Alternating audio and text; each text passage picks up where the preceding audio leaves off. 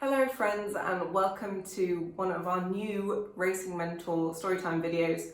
Just want to tell you a story from my life, and hopefully it can give you a bit of an insight into how I do the things that I do, why I do them, and maybe give you a bit of advice and a takeaway for your motorsport careers or your careers even beyond that, side hustles, entrepreneurship, etc. So here we go.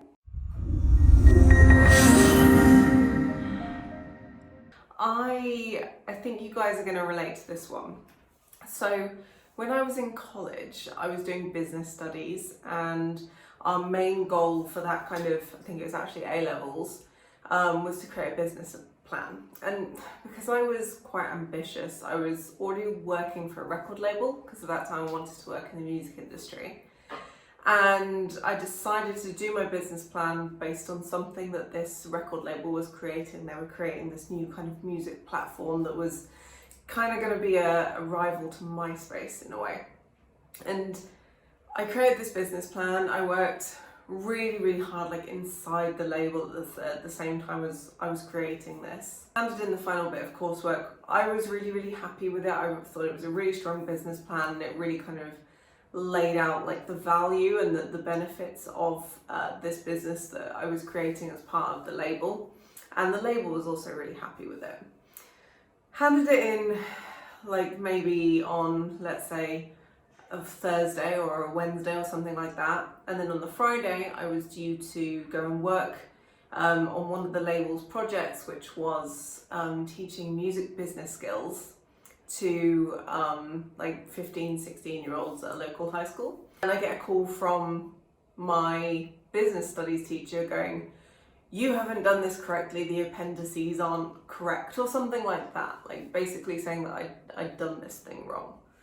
And I kind of was like, okay, fine, I will come home and I will fix it, but right now I'm in the middle of actual business work, like the stuff that you are trying to teach me to do, I'm actually doing it right now.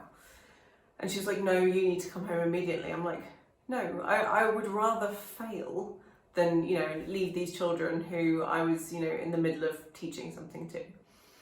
So my very angry business studies teacher basically kind of hung up on me, and then my mum phoned me going, "What's going on? You need to go and do this business studies thing." And I basically just decided not to do it.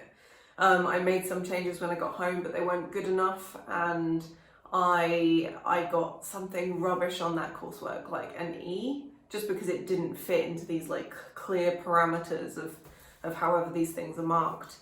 And I remember my business studies teacher saying to me on like maybe the last day of college or something like that, "You're never going to be a success if you can't follow these instructions," and all that kind of thing. And I was just like so taken aback and like so hurt by that.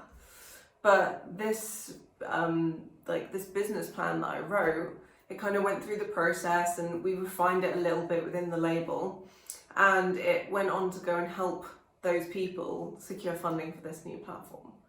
So I wish now that I could go to my business studies teacher and be like, firstly, that business plan that for some reason, however these things are marked, decided wasn't good enough, went and actually got funding and interest for a business. Like, it did its main function, which was to secure funding and showcase a business. But at the same time, just kind of look at me now. And I want you guys to really think about, are there times when you've proved people wrong, or times when you could prove someone wrong? Because I feel like there's a lot of instances within motorsport where someone says, "No, you can't do that." And that can be so disheartening, and I know how that feels. But sometimes you've got to go, "No, I am going to prove you wrong, and I am going to be the biggest success I